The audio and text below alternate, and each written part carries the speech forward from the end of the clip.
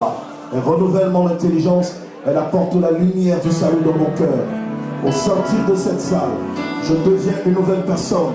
Au regard de la lumière de la parole de Dieu, ma vie est transformée et j'apporte un nouveau témoignage dans le nom de Jésus-Christ. Amen. Acclame le Seigneur et assois-toi dans sa présence. Gloire à Dieu. Ce matin, c'est le premier culte de l'année. Je voudrais, au nom de l'archevêque Guy Vincent, président fondateur de la mission évangélique Grâce de Vie, souhaiter bonne année 2016 à toute l'église de la Mairie Nantes. Ton amen n'est pas sérieux. Ton amen manque de vitamines spirituelles. Je voudrais, en mon nom propre, en tant que président de toute la mission évangélique Grâce de Vie d'Europe, vous souhaiter bonne et sainte, heureuse année 2016. Amen. Et je prie que cette année vous soit donnée en héritage légitime. Je voudrais ce matin, avant de parler en quelques minutes, puisque ce matin, je vais juste communiquer une pensée et nous allons prier. Ce matin, nous allons faire un service très prophétique. Alléluia. Parce que nous sommes dans une période très sensible où le monde attend voir des choses de la part de l'Église. Et l'Église doit être présente pour répondre aux exigences du monde. Et l'acteur principal que Dieu utilisera dans cette saison, c'est toi. Ce n'est pas quelqu'un d'autre. Si tu crois en cela, dis Amen. Avant de pouvoir entrer dans le vif du sujet, je voudrais saluer ici la présence très remarquée et solennelle de notre frère, de mon frère, le président Stéphane Kipré, que je voudrais qu'on accueille chaleureusement par des acclamations. Il a dû être là ce matin pour marquer sa foi en tant que fils de la maison avec nous pour célébrer ce premier culte de l'année 2016. Et je voudrais bénir le Seigneur pour sa présence. Je voudrais saluer toute sa délégation. Je voudrais saluer l'évangéliste Georgina Guédé, qui devait être avec nous le 31 et qui n'a pas pu être là pour des raisons qu'elle ne m'a pas encore expliquées. Mais ce matin, je crois que sa présence nous fera aussi beaucoup de bien. Alléluia. Saluer des amis et membres du cabinet du président, dont je suis aussi membre, parce que je n'ai pas encore reçu de lettre de radiation. Bon, je suis membre du cabinet. Je voudrais saluer Alexis Zawa, Eric Zobo et le frère que je vois aujourd'hui. Que Dieu vous bénisse. Ce matin, je veux parler sur un thème important, la sagesse de l'esprit. Vous savez, nous prenons l'habitude d'écouter beaucoup de choses. Souvent, c'est des choses qui égayent notre intelligence, qui égayent notre ego, des choses qui effleurent notre extérieur, c'est-à-dire des choses qui viennent réjouir notre être sensationnel. Mais nous ne prenons pas le temps d'écouter ce qui pénètre à l'intérieur de notre âme et qui fait ressortir le véritable potentiel que Dieu a investi en nous, de manière à le mettre en valeur et de manière à ce que les promesses que Dieu a faites à notre endroit trouvent leur point d'accomplissement. Vous savez, il est une chose, comme j'ai expliqué à la veillée le 31, de porter la promesse de Dieu. Il en est une autre chose d'entendre parler de ce que Dieu fait dans la vie des autres, mais ce serait bien une autre chose encore de parler de ce que Dieu fait dans notre propre vie. Parce qu'en réalité, Abraham n'a pas parlé de Moïse parce que Dieu ne s'est pas révélé à Abraham comme étant le Dieu de Moïse. Puisque Moïse n'existait pas en ce temps. Abraham a parlé de Dieu selon la portion ou la mesure de la révélation que Dieu lui a donnée de sa personne. C'est pourquoi Moïse, en parlant de Dieu, parle du Dieu d'Abraham, celui qui a connu Dieu avant lui, Moïse, dont il est le Père, dont il est le Fils. Chaque génération parle de Dieu en fonction de l'héritage qu'il a reçu. Est-ce que je parle à quelqu'un ce matin? Chaque personne, chaque fils parle de la maison de son père en fonction de l'éducation, de la civilisation, de la culture que le père a donnée. Tu ne peux pas parler du père des autres mieux que les propres enfants. Je connais mon père, je suis son enfant, je suis la personne la mieux placée pour parler de lui. Je connais mon père l'archevêque, je suis son fils spirituel, je suis la personne la mieux placée pour parler de son alliance spirituelle. Est-ce que vous comprenez ce que je dis? Donc mes enfants parleront mieux de ce qu'ils connaissent de moi et personne d'autre. Donc nous sommes arrivés à une ère de la vie où ce que tu diras retiendra l'attention du monde que si cela découle véritablement de quelque chose que tu as reçu. Parce qu'en fait, ce que le monde retiendra, ce n'est pas ce que tu as dit, mais c'est ce que tu as accompli.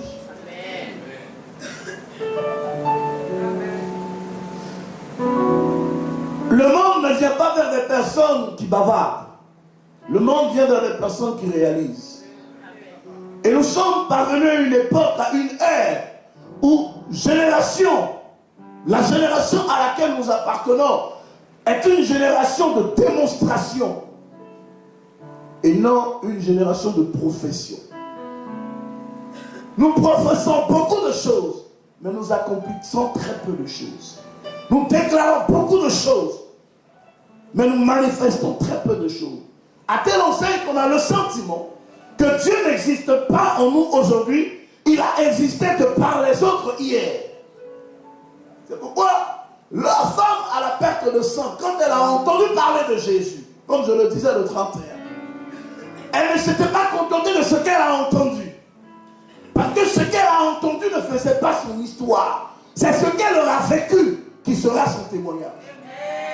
Donc 2016 est une année que tu dois aborder avec beaucoup de différence. Parce qu'en 2016, tu ne dois plus te contenter de rendre témoignage de ce que tu as fait dans la vie des autres, mais tu dois rendre témoignage de ce que tu as accompli dans ta propre vie. Nous ratons beaucoup d'occasions, beaucoup d'opportunités dans la vie à cause de certaines valeurs que nous ne voulons pas cultiver malgré l'appel de Dieu dans notre vie. Et c'est de ça que je veux parler. La sagesse de l'esprit. Parce que la sagesse est une clé. Vous savez, en début d'année comme ça, un prédicateur, un pasteur normal voudrait apporter un message qui égaye l'essence de son église. Et quand on rentre dans ce type de spéculation, on a du mal à entendre véritablement où est le cœur de Dieu. Parce que tout ce que vous avez entendu pendant des années n'a pas changé votre vie.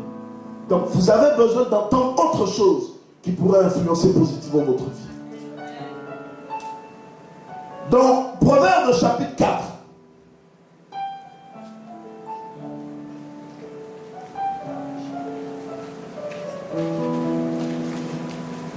Verset 4 à 9. Verset 3, on commence. J'étais en effet un fils pour mon père,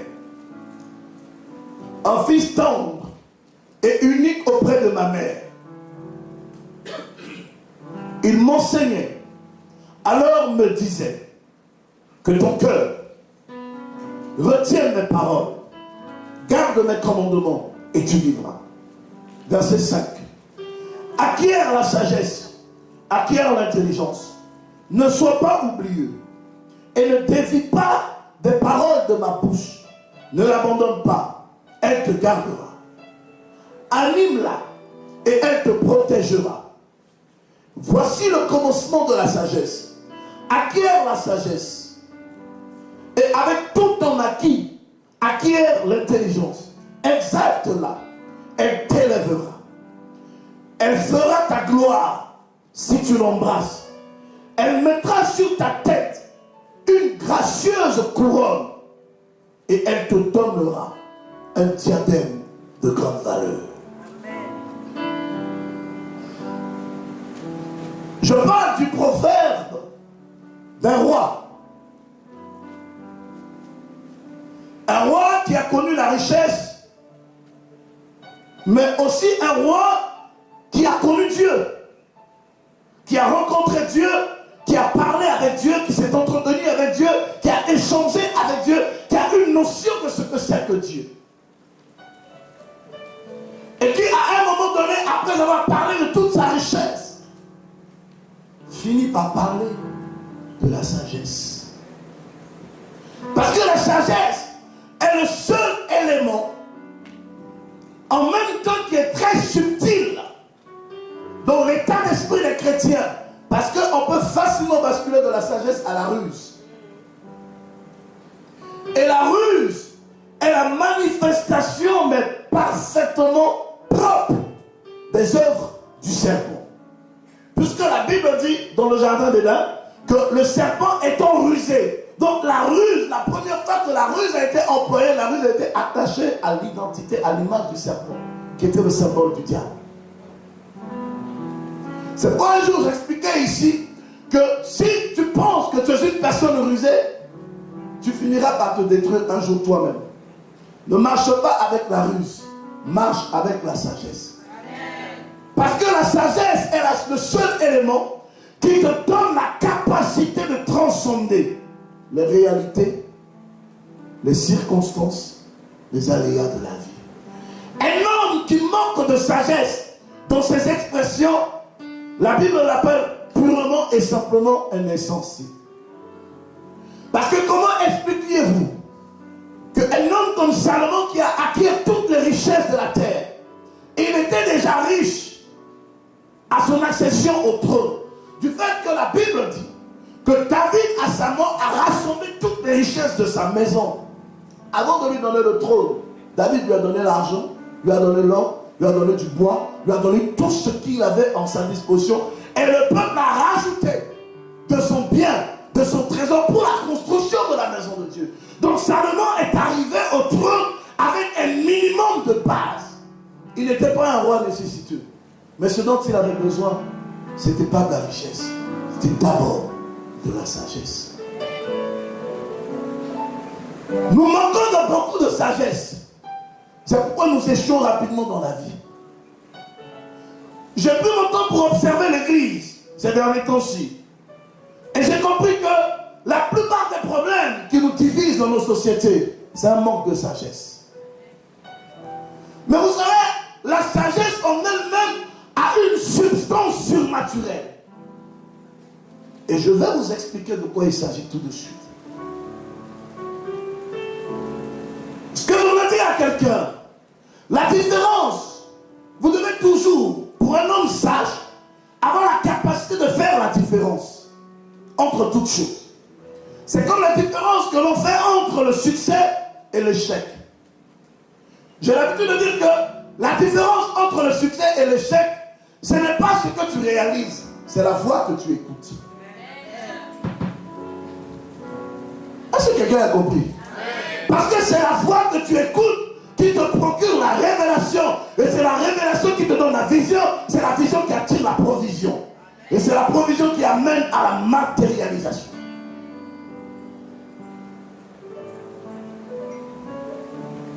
Un homme de par ses faits et gestes peut influencer ta mentalité, mais ne peut jamais influencer la voix que tu écoutes. Car ta réussite dépend de la voix que tu écoutes.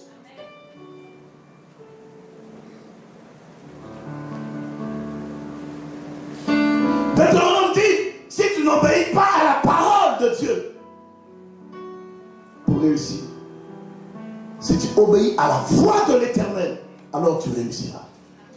Quelqu'un disait, la parole de Dieu est générale, mais la voix de Dieu est individuelle. Elle est personnelle. La parole La parole de Dieu est donnée à tout le monde. Mais la voix de Dieu est donnée à ceux qui sont distingués, qualifiés, sélectionnés, choisis, mis à part. Et j'ai le plaisir de t'annoncer, si tu écoutes la voix de Dieu ce matin, c'est que tu es le choix de Dieu. Tu es la sélection de Dieu. Tu es la personne appropriée sur qui Dieu a posé son regard.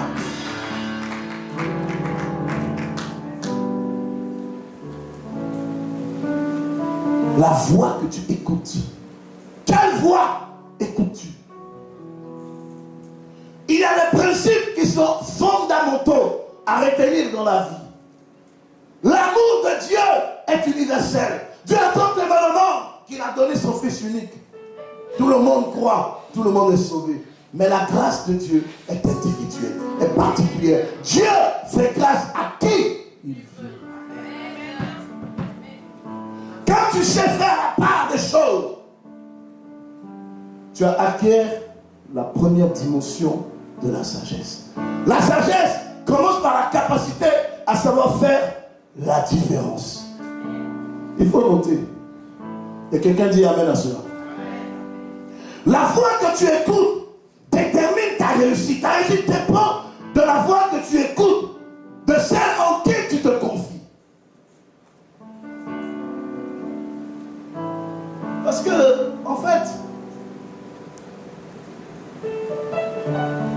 dans toute l'histoire de la Bible, quand on est chrétien, Dieu nous appelle à nous confier en deux personnes.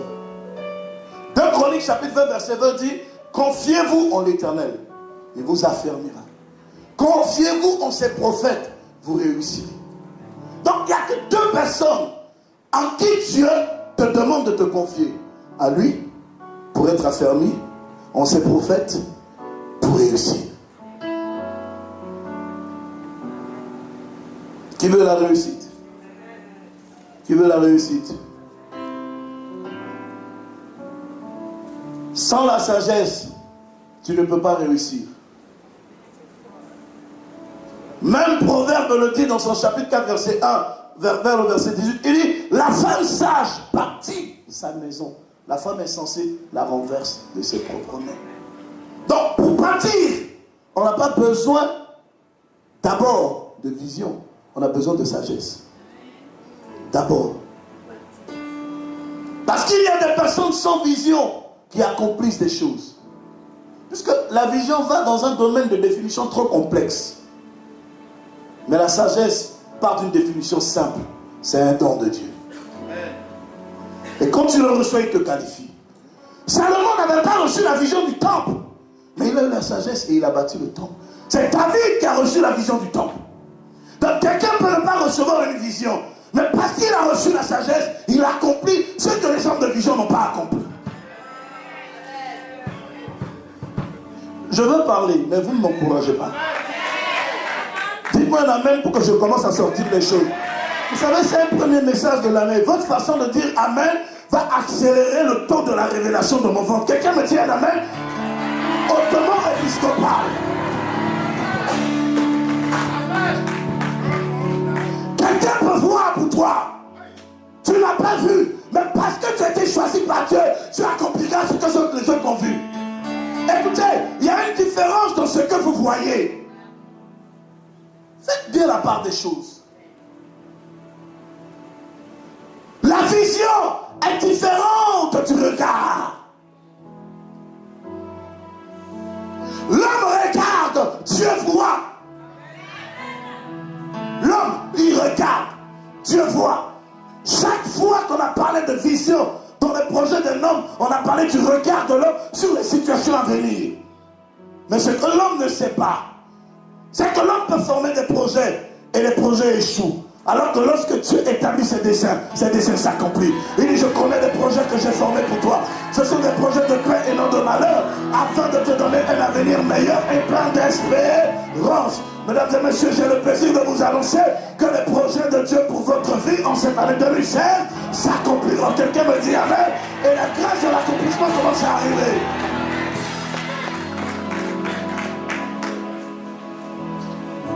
Qu'est-ce que c'est que la sagesse? Comme je l'ai dit, c'est l'habileté à reconnaître la différence entre le bien et le mal. Mais aspect important que je voudrais que vous releviez. La différence entre le bien et le mal, dans quoi? Dans les détails ou dans le contenant? Parce que la sagesse est l'habileté à reconnaître la différence dans le contenant et non dans les détails.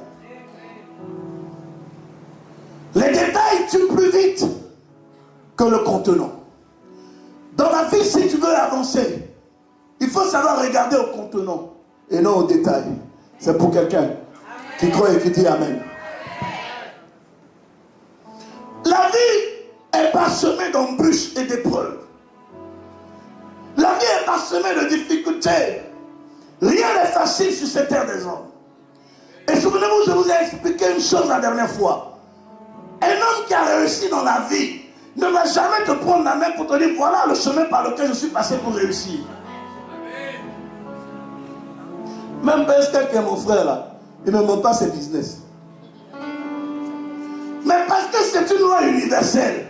Si tu montes ta source à une personne, c'est que tu invites la personne à devenir comme toi. Mais la vie est une question de sélectivité. Dieu t'a appelé toi seul d'abord à réussir et à faire réussir les autres. Si tu comprends les choses de cette façon, tu iras loin dans la vie. Et tu protégeras mieux tes arrières, tu préserveras mieux tes sources. Le manque de sagesse fait souvent qu'on ouvre notre intérieur au monde extérieur, alors que nous ne devions jamais être ouverts au monde extérieur, mais nous devons être plus ouverts au monde intérieur, parce que nous sommes d'abord intérieurs avant d'être extérieurs.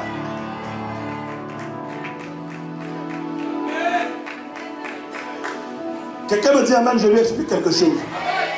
Vous savez pourquoi le Seigneur ne peut pas habiter sur nous? Parce qu'il sera visible. C'est pourquoi il doit habiter en nous. Parce que Dieu est invisible. S'il habite sur nous, les gens vont le voir. Et tout le monde peut s'amuser avec lui. Mais s'il est en nous, il devient un mystère. Dieu se découvre lorsqu'il est cherché. Est-ce que je parle à quelqu'un? Les valeurs qui sont en toi sont des valeurs invisibles. Aujourd'hui, les hommes ne le voient pas. Mais demain, lorsque Dieu va le révéler, les hommes vont le célébrer. Je suis venu de dire à quelqu'un ce matin. Je suis en train de dire à quelqu'un ce matin, il y a en toi des valeurs certaines, il y a en toi des potentiels assurés. Ce que tu es aujourd'hui n'est que le reflet de ce que tu es à l'intérieur de toi. Même si les hommes ne croient pas en toi aujourd'hui, demain ils croiront en toi. Même si on ne t'accepte pas aujourd'hui, demain on t'acceptera. Quelqu'un me dit Amen, et la grâce de Dieu arrive dans sa vie.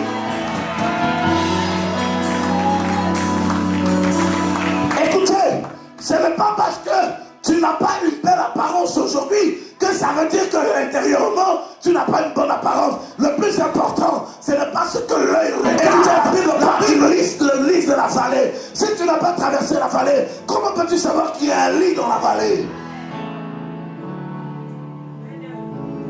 Ce que tu n'as pas encore vu, ne dis pas que ça n'existe pas. Parce que ce que tu n'as pas encore vu n'est simplement pas encore révélé. Cela ne remet pas en cause l'autorité, la puissance, la souveraineté, la domination, la grandeur, l'immensité, l'éternité de Dieu.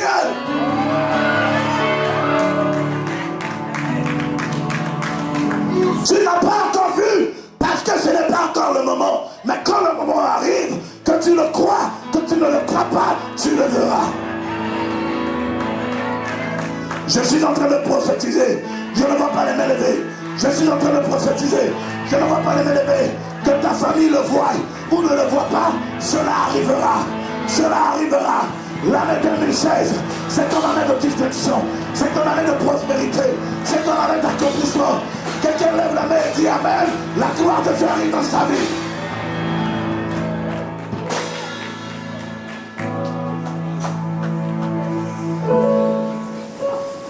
Assois-toi. La sagesse apprécie le contenant et non les détails.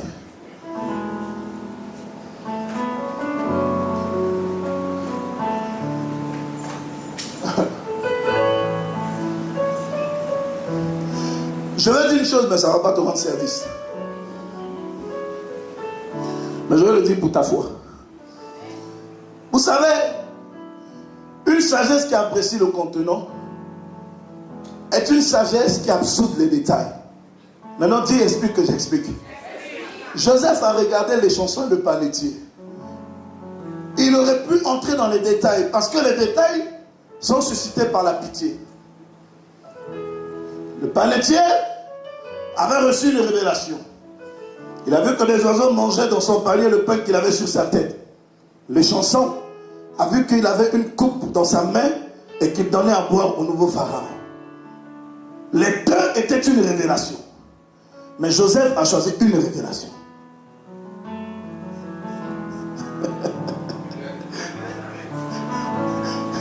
Joseph a choisi une révélation. Pourquoi? Parce que la véritable sagesse ne va jamais t'amener dans ce qui te perdra. La sagesse t'amènera toujours dans ce qui te fera réussir. La sagesse t'amènera à faire le choix, non dans les détails, mais dans le contenant. Parce que le contenant peut ne pas être bien enveloppé, mais il y a de l'avenir à l'intérieur. Écoutez, un homme qui a faim a d'abord besoin de manger avant de boire. Donc, Joseph avait faim. Il aurait pu sauver le panetier à cause du pain. Mais il a préféré sauver les chansons à cause du vin. Pourquoi? Parce que le pain est le symbole de la parole. Et la parole a été brisée à la croix. Mais ce qui n'a pas été brisé, c'était le sang. Puisque le vin est le symbole de l'alliance. Et il avait besoin de cette alliance. Oh. Est-ce que les propriétaires de cette parole de la salle, je ne vais pas prêcher ici parce que vous ne m'encouragez pas. Oh. Il faut que je parle de Nantes. Dites-moi un amen que j'acclame la révélation. Un homme de destinée ne marche pas avec ce qu'il voit, mais il marche avec son alliance. C'est ton alliance qui te rendra éternel. C'est ton alliance qui célébrera ta couronne. C'est ton alliance qui élèvera ta tête. Même si tu es tombé aujourd'hui, tu es dans la prison. À cause de ton alliance, tu réussiras.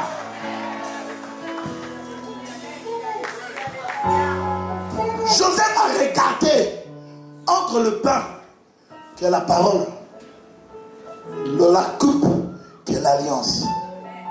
Mais il dit, j'ai marché avec Dieu pendant des mois. J'ai été esclave. J'ai été en exil. Ce qui m'a sauvé, ce n'est pas la parole, c'est l'alliance. Parce que tu as une alliance, tu ne mourras pas. L'alliance te rendra éternel. L'alliance te placera là où tu ne peux pas arriver. L'alliance ouvrira des portes pour toi. Même là, oh, est-ce que les propriétaires de cette parole sont dans la salle?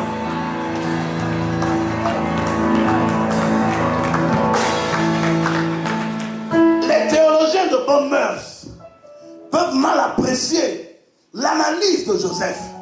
Mais la sagesse t'amènera à apprécier le contenant et non les détails. Ce n'est pas ce qui te rassasie, qui te vivifie.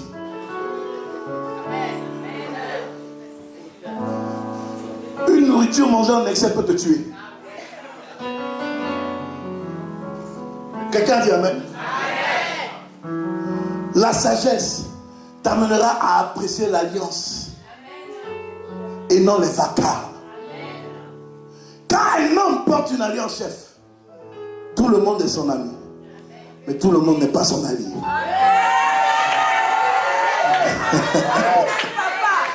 Quelqu'un me dit amen. Tu peux avoir tous les amis du monde, mais tu n'auras que quelques alliés. Parce qu'un homme d'alliance fonctionne avec une alliance. Vous savez, quand un homme a une alliance, tout le monde veut lui ressembler, tout le monde l'aime. Ça, c'est la vérité. Mais tout le monde ne t'aime pas. Parce qu'en fait, l'alliance est comme une étoile. L'étoile brille et tout ce qui brille attire. Donc quand tu as une alliance avec Dieu, tu attires du monde. Mais le monde que tu attires n'est pas fondamentalement ton monde à toi. Parce que les hommes d'alliance ne s'aiment pas dans le bonheur. Ils s'aiment dans les difficultés. Joseph et les chansons ne se sont pas connus quand les chansons, quand Joseph était chez Potiphar. Chez Potiphar, Joseph était bien. Mais c'est dans la prison où il n'était rien qu'il est devenu ami avec les chansons du roi. Écoutez, s'il y a un des chansons qui donnera un jour du vin au roi, c'est qu'il y aura un Joseph qui interprétera le rêve du roi. C'est pourquoi dans la vie, les choix que tu feras dans le contenant, tes amis, de tes relations, en année 2016, va déterminer l'accélération de l'accomplissement de la prophétie dans ta vie. Quelqu'un dit amen et reçoit l'onction d'accélération.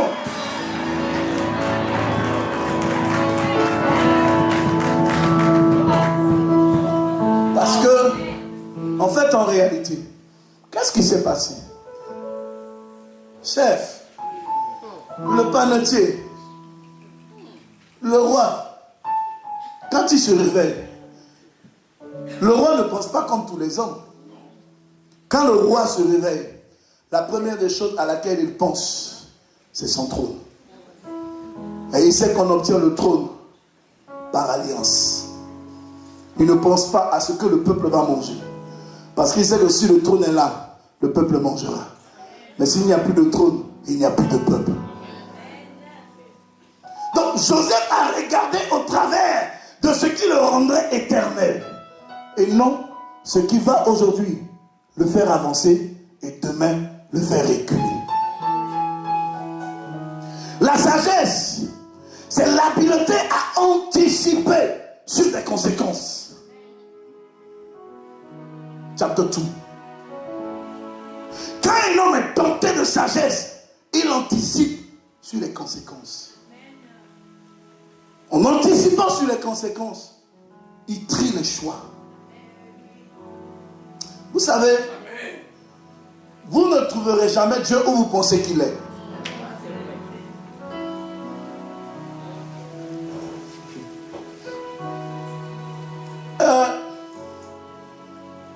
Moïse a marché avec Dieu pendant 40 années dans le désert. Il a cru avoir connu Dieu sur le mont de Sinaï. Mais tout ce que Dieu lui a montré, c'était un bâton.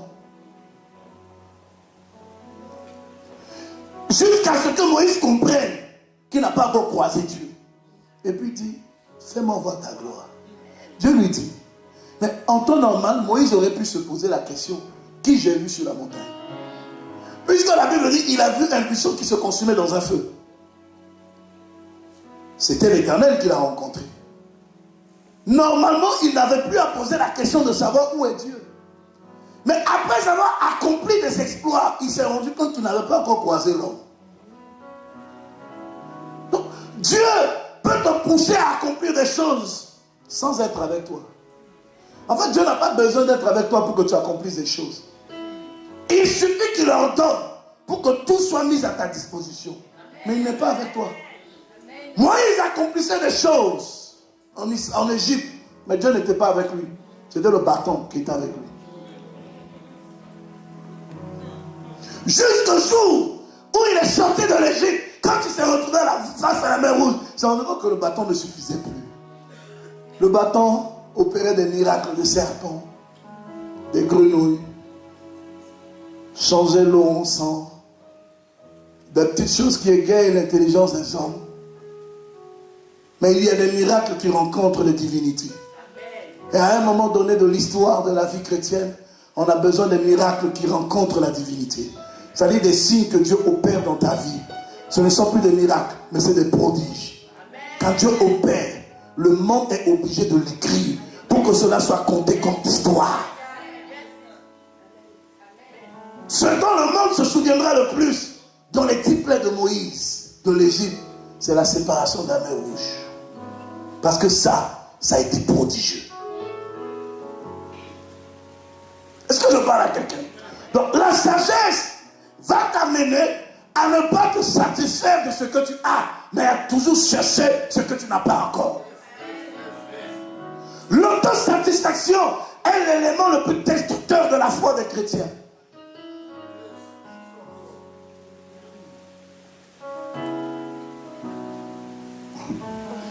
Il y a un centrafricain qui m'a dit récemment, ah pasteur, on a appris que tu es très riche.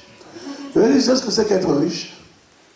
Je lui ai posé la question. Il dit, c'est ce que c'est qu'être riche? Même Bill Gates n'est pas riche. Ah, il était choqué.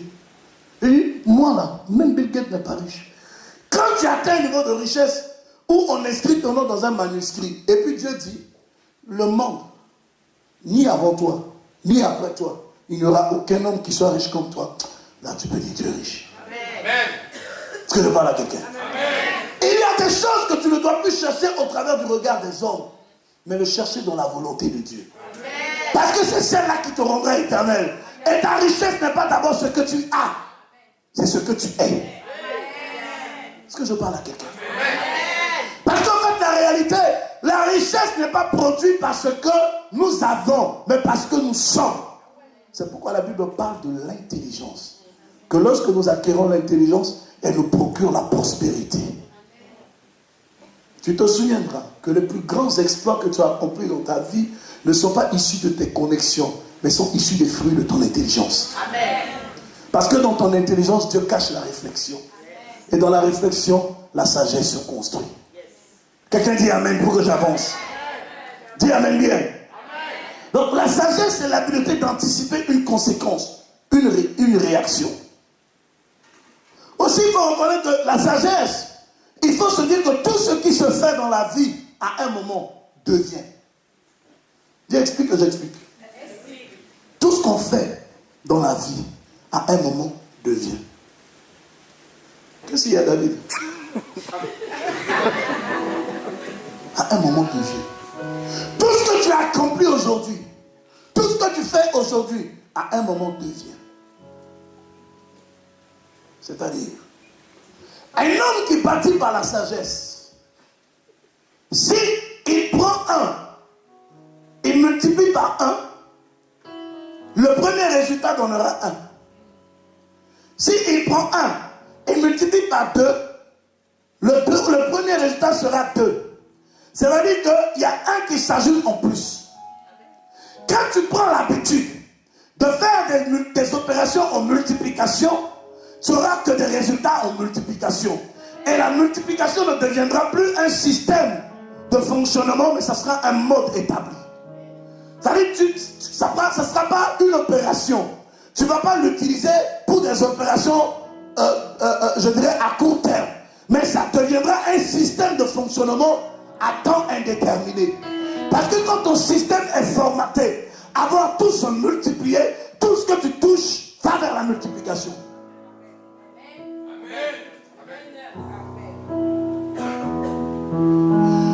La sagesse nous amène à accomplir des choses qui nous pérennisent dans la victoire. En fait, en réalité, c'est ça. Parce que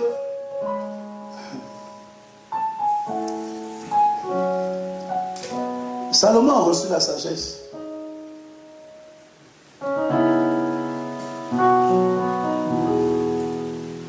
Il a péché. À cause de sa sagesse, il est resté le roi le plus riche de la terre. Donc, en fait, en réalité, le péché est expié par le sang, mais la richesse est préservée par la sagesse. Donc, l'alliance du péché ou le symbole du péché n'a rien à voir avec le symbole de la richesse.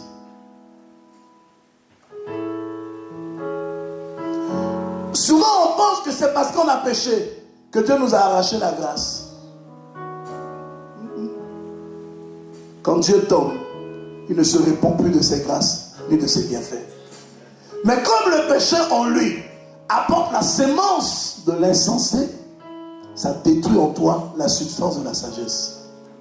Donc, le manque de sagesse fait que par les liens du péché, tu détruis tout ce que Dieu t'a donné. Et tu penses que c'est le péché qui t'a détruit, alors que c'est le manque de sagesse qui t'a détruit. Dieu peut te donner une connexion. C'est la sagesse qui fera que tu mangeras de cette connexion. Est-ce que je parle à quelqu'un? La sagesse, c'est l'habileté à garder le regard sur le futur. Parce qu'en réalité, beaucoup de personnes passent leur temps plutôt à regarder les événements du passé, à garder les souvenirs du passé, à garder les moments du passé dans leur cœur. Oh, hier on était fort. Hier on était bien. Quand on était à Abidjan, on était puissant. Non, tu n'étais pas puissant, c'est un système qui te faisait puissant.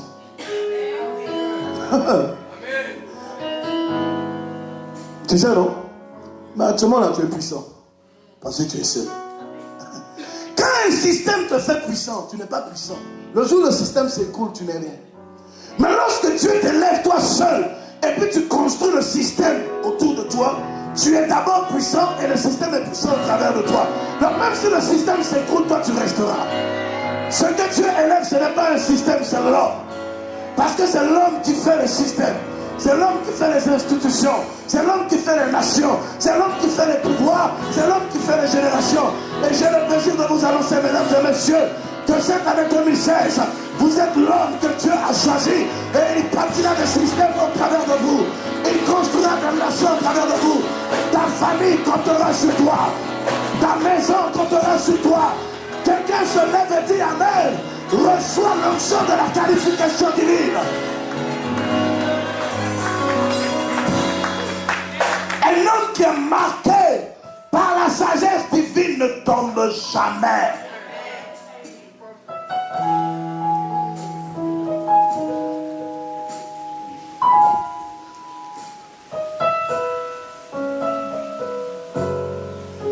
Les gens voudront toujours attribuer ta réussite à ce qui les émerveille eux.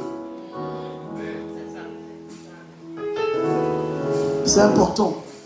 Les gens voudront toujours attribuer ta réussite à ce qui émerveille leur sens. Mais ce qu'ils ne savent pas, ta réussite n'est pas attachée à ce qui émerveille le sens des hommes, mais attachée à celui qui t'a fait. Et celui qui t'a fait est au-dessus des trônes, des pouvoirs, il est au-dessus des mouvements, il est au-dessus des systèmes, il est au-dessus des situations, il est au-dessus des générations, il traverse génération en génération. Je suis en train de parler du Dieu qui te prend du néant au maximum, qui te déplace du zéro en héros. Je suis en train de prophétiser pour dire que 2016 sera une année où Dieu va apporter la différence dans ta vie. Ceux qui te méprisaient hier vont courir pour te célébrer. Ceux qui doutaient de toi hier vont commencer à se poser la question s'il s'agit de toi. Tous ton voisin, dis-lui, c'est bien de moi qu'il s'agit. Oh, tous ton voisin, dis-lui, c'est bien de moi qu'il s'agit.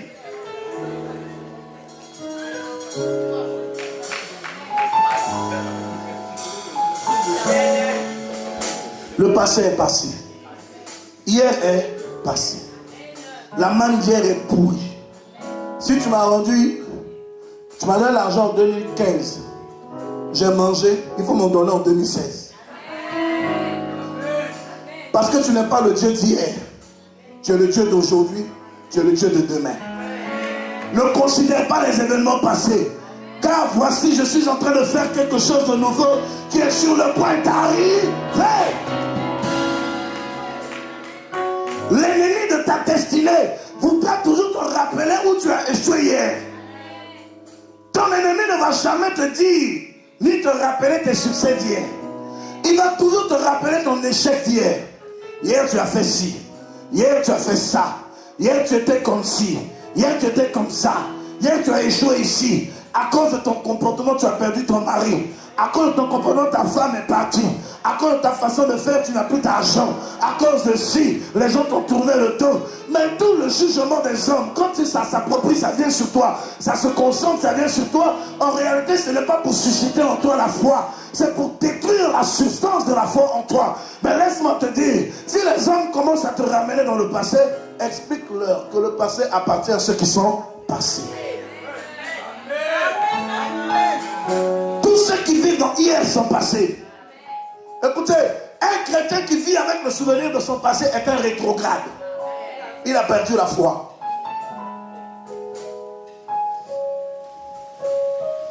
Et il faut savoir que Dieu ne te parlera jamais de ton passé.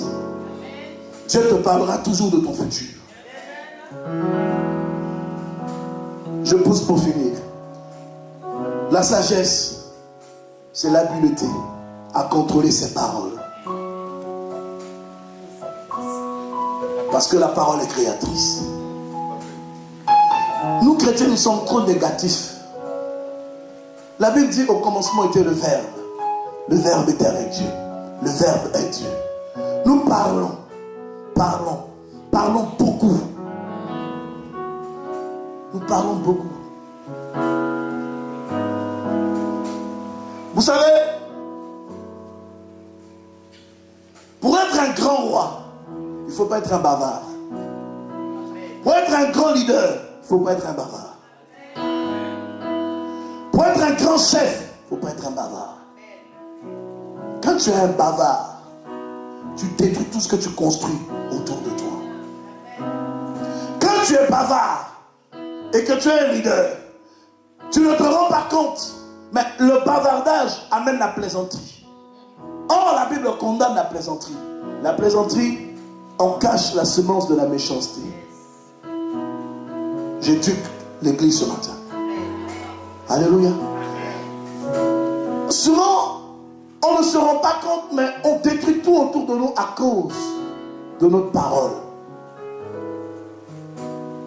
La parole exprime l'état du cœur. Par la parole, tu peux savoir si quelqu'un t'aime sincèrement ou si quelqu'un ne t'aime pas sincèrement. Parce qu'une personne par l'esprit de sagesse peut toujours propre à se repentir quand il sait qu'il a blessé par la parole. Alléluia.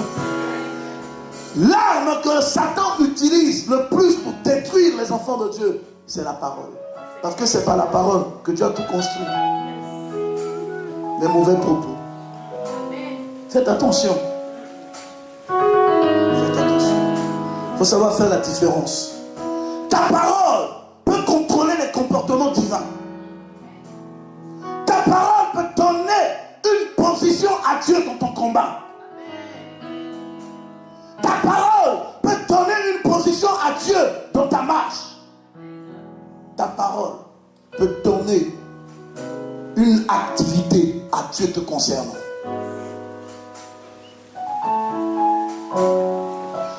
Beaucoup de choses que nous l'accomplissons au fruit de la chair. C'est pourquoi ça ne donne pas le résultat escompté. Pourquoi? Parce que quand nous parlons, nous engageons des puissances, soit du monde des ténèbres, soit du monde spirituel des cieux, du royaume de Dieu. Les anges, dans leur activité, dans leur action, sont proportionnels dans la rapidité de l'exercice de leur fonction aux démons. Vous devez savoir ça. Les mauvais esprits là, ils sont là. La Bible dit le diable est un lion rugissant, il rôde, cherche qui détruit. Donc quand une parole négative sort de ta bouche, ils prennent rapidement pour travailler avec. À la seule différence, c'est que la réponse de Dieu vient très lentement que la réponse du diable. Parce que la réponse de Dieu est conditionnée par beaucoup de choses dans la vie d'un chrétien. Dieu peut parler et puis sa réponse quitte le ciel. Mais un roi peut sortir, il dit je suis le roi de Perse, le prince des lèvres, et puis bloque. Ça ne veut pas dire que Dieu ne t'a pas écouté. Si je te dis, depuis le premier jour où tes problèmes ont commencé, Dieu t'a déjà répondu. Mais pourquoi la réponse ne vient pas? Parce que dans le ciel, il y a un combat. Et le manque de sagesse fait souvent que on ne cherche pas à comprendre pourquoi la réponse tarde. Et on se livre à des distractions. Si Daniel s'est livré un seul instant à la distraction, le lion l'aurait bouffé cadeau. Parce que le combat avait double portion. Il était d'abord spirituel et puis il était physique aussi. Est-ce que je parle à quelqu'un? Ce que je veux dire à quelqu'un, contrôle tes paroles. Parce que Dieu ne composera qu'avec tes paroles. Tes paroles révélera ton état de cœur. Or, tes paroles traduisent ton comportement. C'est important. Tu traites ton mari de paresseux, il sera paresseux. C'est clair. Moi, jamais de la vie. Tu traites ton enfant de bon à rien, il sera bon à rien. Le secret du langage. Le secret du langage. Dis à ton voisin, contrôle tes paroles. Dieu attend tes paroles pour agir dans ta vie. Dis-le à ton voisin, dis à la personne qui est à côté de toi. Il attend ta parole pour agir dans ta vie.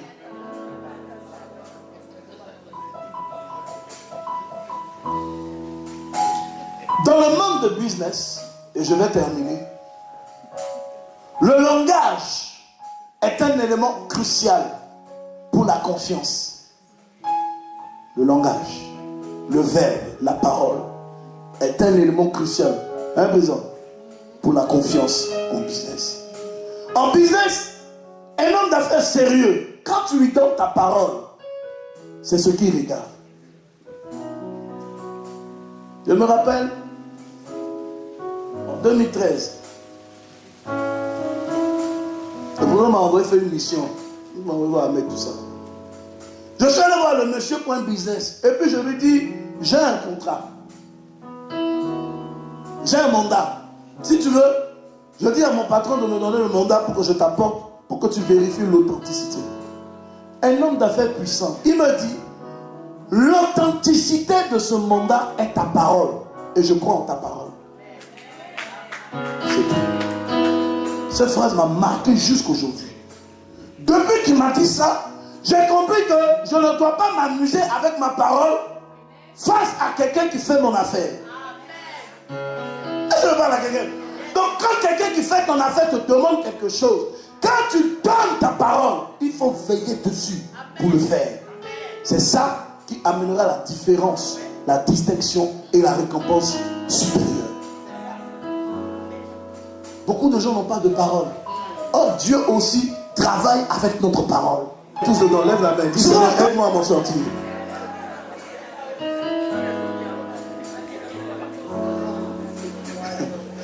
Quand je partais d'ici le 31, j'ai dit à une de mes filles, faites attention, je ne veux pas d'excès. Hein. Champagner, non champagne. Et dit, pour un premier champagne quand même, je dis au Seigneur, au pitié. Bien-aimé, Dieu, nous ne regardons pas à ces choses, mais c'est des détails importants auxquels Dieu regarde. Et il nous attend dessus pour faire des choses dans notre vie. Dis à ton voisin, c'est une affaire sérieuse.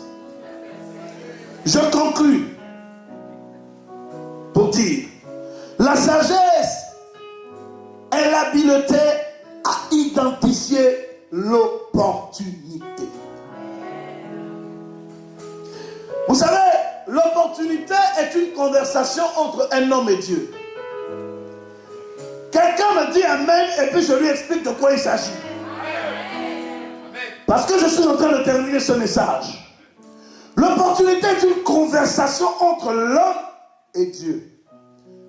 Prépare bien tes offrandes parce que tu dois s'aimer sur ça. Vous savez, Dieu n'a jamais dit à David va combattre Goliath. Jamais de la vie. Jamais le Seigneur n'est descendu du trône pour dire à David va combattre Goliath. Mais quand David a vu Goliath se présenter devant Israël, David a eu une conversation avec Dieu d'abord. Est-ce que c'est toi qui m'as délivré de la patte de l'ours?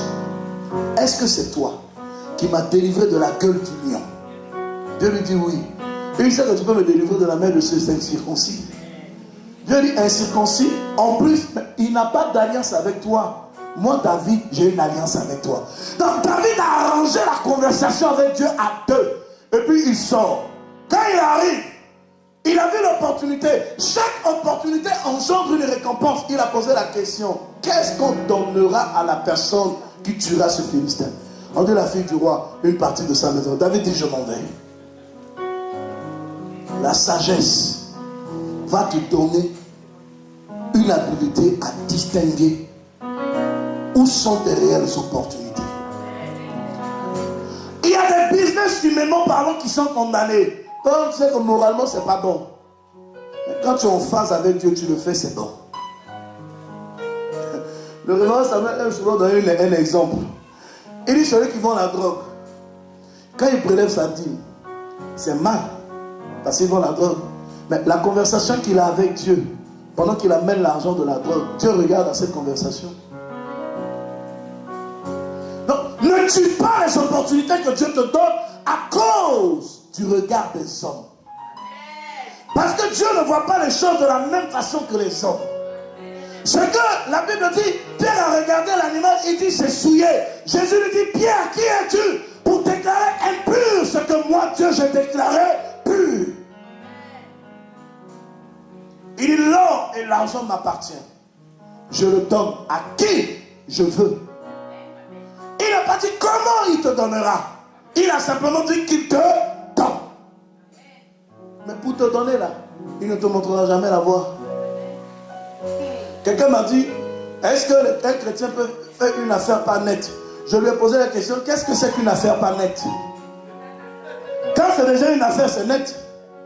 Parce qu'une affaire, c'est une entente entre deux personnes. Il y a quelqu'un qui prête service et il y a une autre qui paye. C'est qu'on s'est mis en accord sur ce qu'on fait, la loi de la prestation. La loi du service est basée sur la prestation, le service, et le marché et le service. N'est-ce pas? C'est ça. Donc, nous ratons beaucoup d'occasions de business parce que nous pensons aussi que certaines activités ne sont pas faisables à cause du fait qu'on est chrétien. Mais tu as de la foutaise. Si tu dois balayer la rue pour gagner de l'argent, balayer la rue pour gagner de l'argent.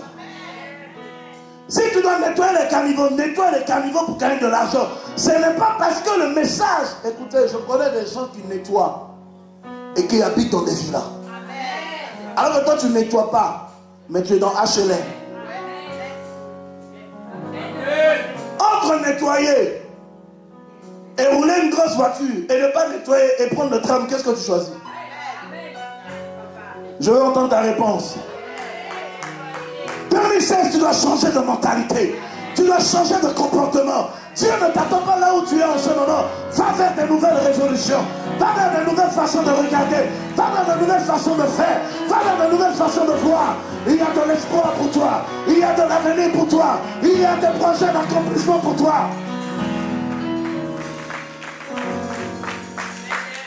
Parce que ce que tu dois retenir, et ce qui est important comme remarque, la prière n'est pas la sémence de l'argent. La prière est la sémence de la foi. La prière entretient la foi. Mais c'est la sémence qui apporte l'argent. Est-ce que je parle à quelqu'un? La personne de Jésus crée en nous la paix. Et nous prépare pour aller au ciel. Il nous donne le salut. Jésus nous donne le salut. Il nous garantit le ciel. Est-ce que je parle à quelqu'un? Mais seuls les principes de Jésus nous donnent la richesse et la prospérité. Et les principes de Jésus sont fondamentaux.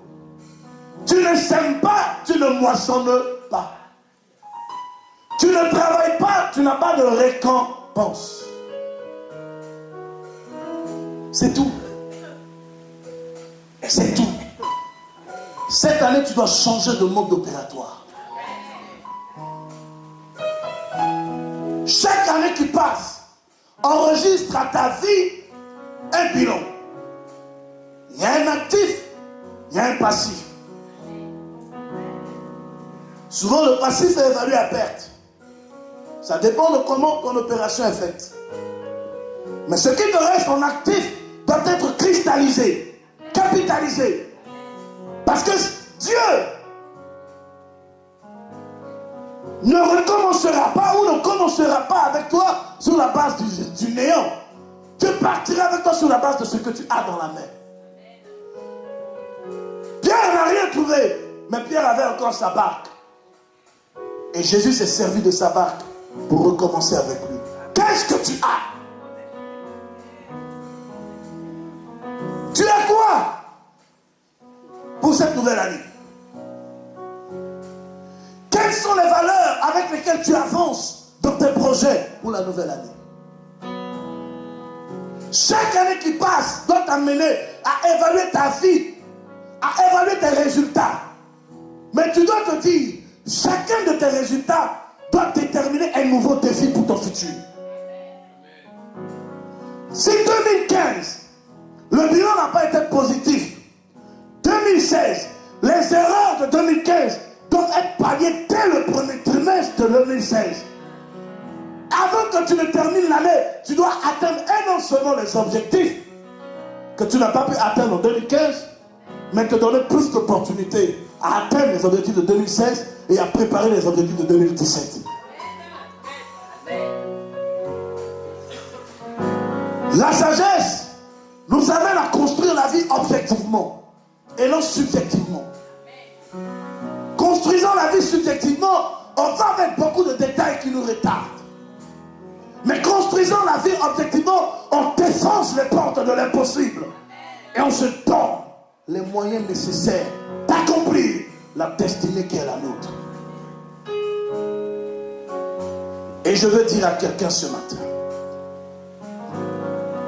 quand tu as finalisé ton bilan l'année passée, il n'y a pas eu que des mauvaises choses, il y a eu des bonnes choses. Et tu dois t'asseoir sur ces bonnes choses pour sortir le meilleur de demain. Parce que c'est avec le meilleur que tu dois avancer pour le futur.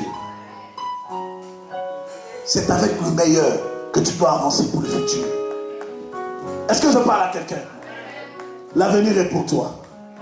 Dis à ton voisin, l'avenir est pour toi. Que Dieu vous bénisse. Que Dieu bénisse votre année. Ton acclamation manque de foi et d'originalité. Si tu crois que Dieu nous aime,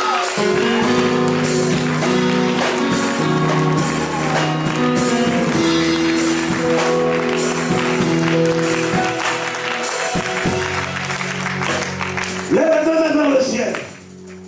Dis après moi, Seigneur mon Père.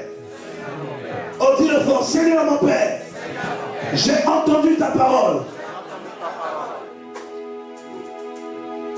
J'ai entendu ta parole. Cette année. Oh, cette année. Je la possède. Je possède cette nouvelle année.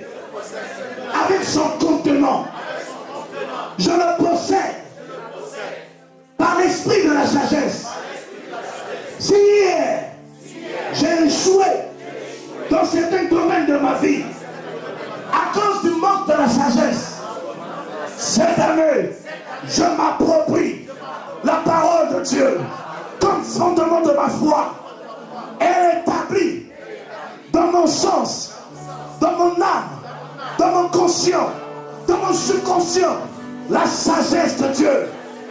Comme Salomon, je bâtirai un royaume éternel, plein de sagesse, plein de puissance, plein d'autorité. L'échec ne sera pas mon partage. La confusion ne sera pas mon partage. La honte ne sera pas mon partage. L'échec ne sera pas mon partage. Cette année, j'ai la victoire. J'ai la victoire. J'ai la victoire.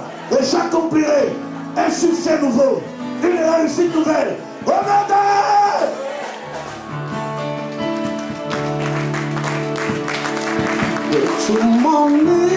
J'ai demandé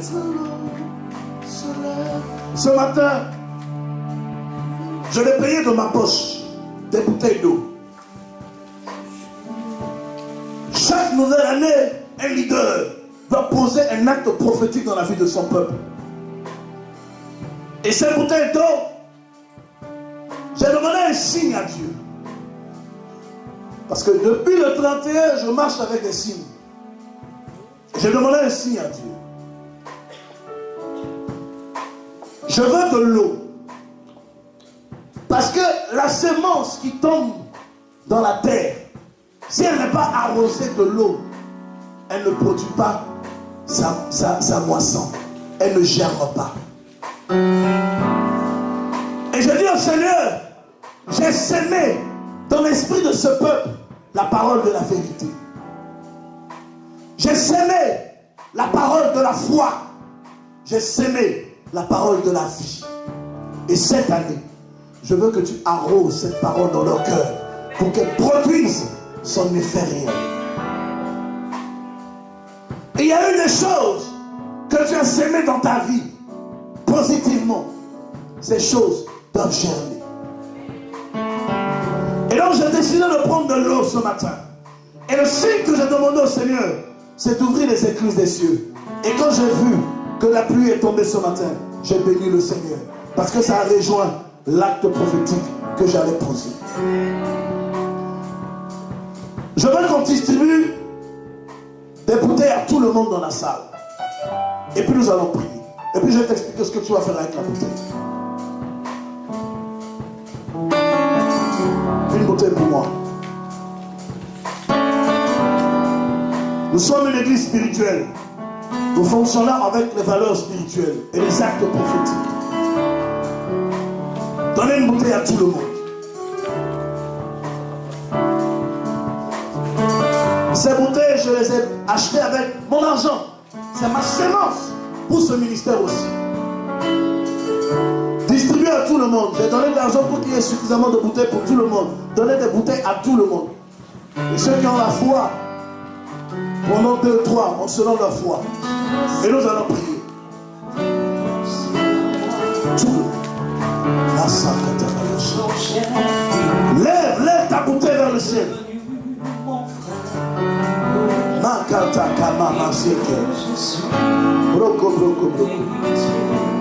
Même les couples, chacun prend sa bouteille et soulève sa bouteille.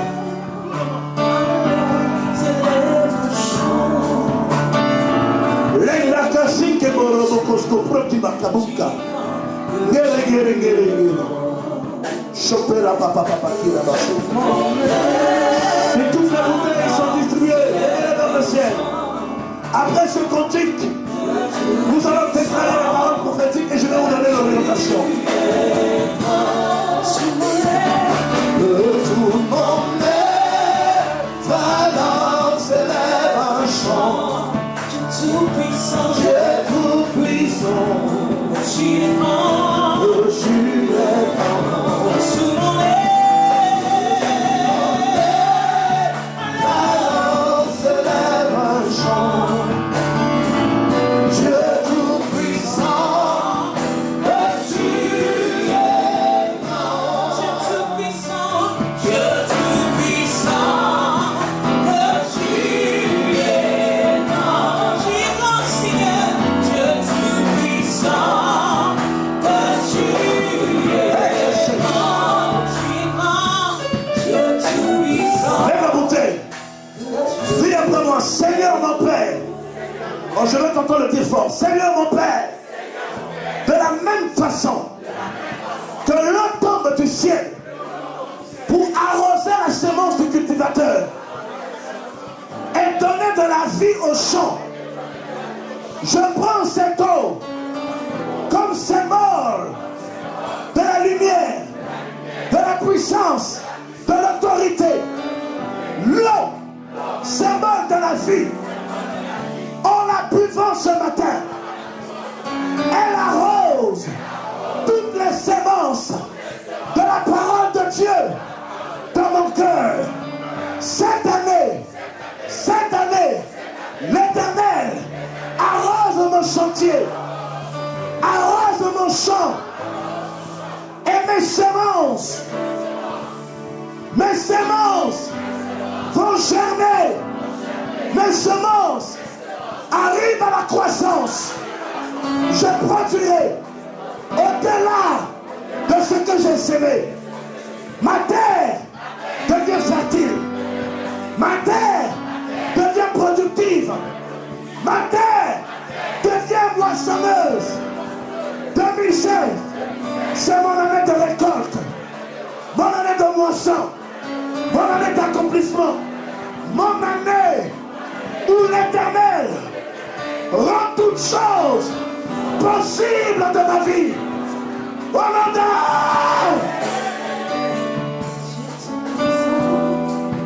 Commence à boire. Tout ce qui est maladie dans ton corps, l'eau évacue. Et pendant que tu bois avec la foi, même si c'est le sida, cette eau va nettoyer les virus du sida dans ton corps. Bois cette eau. Bois cette eau par la foi. Les actes prophétiques dépendent de la révélation de la saison. Chaque serviteur de Dieu envoie la révélation selon la saison. Si tu as fini, lève les deux mains vers le ciel. Dis après moi, Seigneur, j'ai foi que cette eau nettoie tout en moi. Toute semence de la mort est nettoyée. malédiction est éradiquée. Toute stérilité est détruite. Toute pauvreté est détruite. Ce matin, j'ai la victoire. Victoire!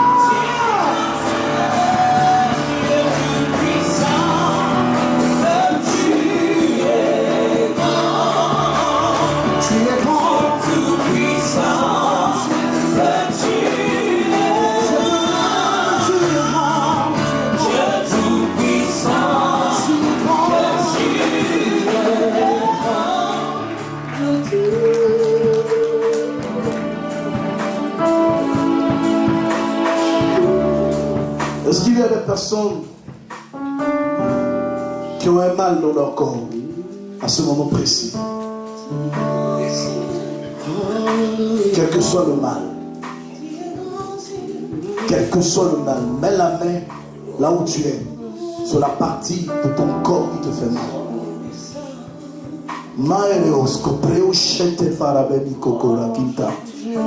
Je commande à toute douleur, à tout mal, de quitter les corps au nom de Jésus-Christ.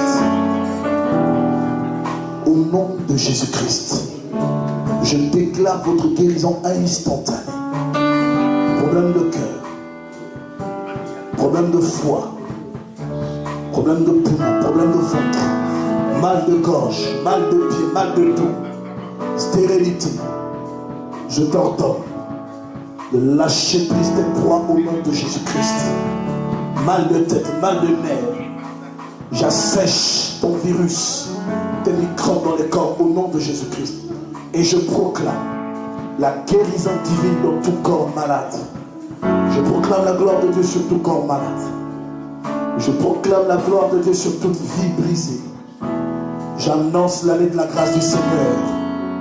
Et je prophétise que tous ce matin sont restaurés pour la nouvelle saison. Au nom de Jésus-Christ. Dis 3 fois fort Amen. Et possède ton miracle en Jésus-Christ. Que tout ton être alors s'élève un chant.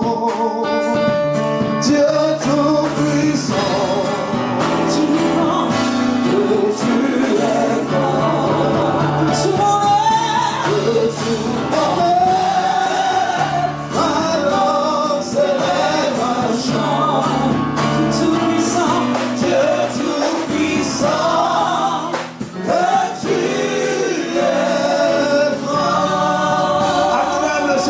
Acclame le Seigneur, acclame le Seigneur, acclame le Seigneur.